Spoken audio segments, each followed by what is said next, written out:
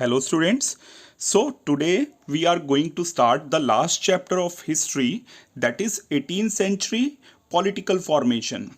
So 18th century, what do you understand by this? From time period of 1700 to 1799.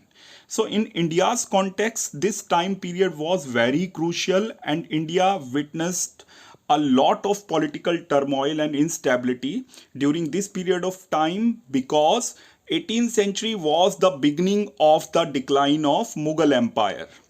So Mughal Empire, which was very powerful, it started declining in the 18th century, particularly after the death of Aurangzeb.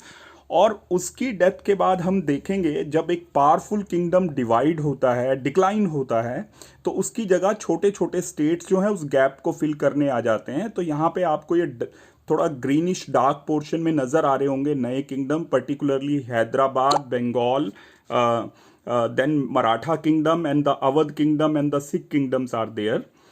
Or you can see in the next map, the 18th century also witnessed the emergence of a European power which was known as English East India Company. So this company started gaining the political power from one particular area, that was the Bengal region, where it started expanding its power, and soon it will defeat all the native powers of India and capture the political system of India. So now we start. Your first topic is the crisis of the empire and the later Mughals. So we are going to find out the different regions which led to the decline of Mughal Empire. So first and the most important reason is the death of Aurangzeb, who was very powerful, but at the same time he is mainly responsible for the decline of Mughal Empire, and we will discuss one after the another these reasons why the Mughal Empire declined or the causes of the decline of Mughal Empire. So first thing first, that is the Aurangzeb and his wrong policies. So Aurangzeb was very conservative ruler. We know that he was religiously intolerant. He just reversed the policy of religious tolerance of Akbar. As a result, what we witnessed, we saw the people in India, they started revolting against the Mughal Empire because of the intolerant policies of Aurangzeb. The second reason which has been mentioned here is the constant wars, and particularly we can see and understand that this empire, Mughal Empire, started declining even by the end of 17th century in the time period of Aurangzeb. अब ये औरंगजेब ने ऐसा क्या किया जिसकी वजह से Mughal empire decline होता है? Let's find it out. So the constant wars fought by Aurangzeb also drained all the military and financial resources of Mughal empire, क्योंकि वॉर जो है वो पैसों के बिना नहीं लड़ा जा सकता. और Aurangzeb remained busy in his life to fight wars, especially in the Deccan region, which declined all the financial resources. और सारा पैसा अगर वॉर में लगेगा तो it would not help to run the administration smoothly. This was the second reason. Then the growing powers of Subedars, as the later Mughals, they were weak. This gave the advantage to the local Subedars and Mansabdars to gain the power and take the control in their hands. Next one, poor administration resulted in dissatisfaction among the people and the farmers, and we would witness many peasants and jamidars revolts against the Mughal Empire. That also made this empire weak. Invasion of Nadir Shah, attack of Nadir Shah, the Iranian ruler, on India, especially in the time period of Mughal Emperor Muhammad Shah Rangila, was the another reason that we would discuss later on. Rivalry among the courtiers. अब courtiers कौन होते हैं? जो दरबार में काम करने वाले सूबेदार्स, मनसबदार्स थे. And there was a rivalry among them and everybody wanted to capture or influence the Mughal emperor so that they could gain their powers or influence over the Mughal emperor. That was the another reason for the declining of this Mughal empire. And the last ones are incapable later Mughals as well as the rise of the new kingdoms. So the later Mughals, as we have discussed, were very weak. One after the another, they kept changing. They did not have the capacity to control such a vast empire. We saw Bahadur Shah after the death of Aurangzeb, Bahadur Shah first, then after few years Jahandar Shah, and then he was replaced within a year by the Farooq Siyar.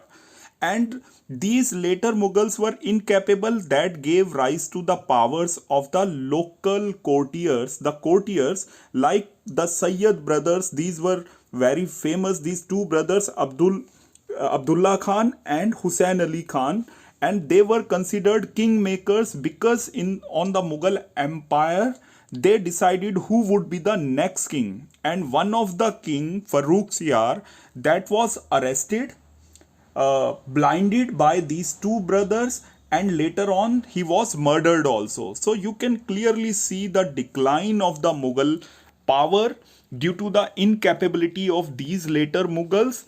And soon, one after the another, the different regions started declaring their independence. So Farooq Siyar was replaced with Muhammad Shah, known as Muhammad Shah Rangila. The name given Rangila shows his trait, his character, and shows how he completely misadministered the Mughal Empire, which gave a chance to Nadir Shah, the ruler of Iran, who invaded India in 1739 and ruthlessly looted the Delhi and the people of Delhi. Historians give the account how much wealth he had looted. It was more than 100 crore rupees wealth that was looted by Nadir Shah, and he killed hundreds of thousands of people in India. And it is this detail has been given by the historian that the maximum people, the wealthy people in Delhi, after the attack of Nadir Shah, they left the Delhi to save their life.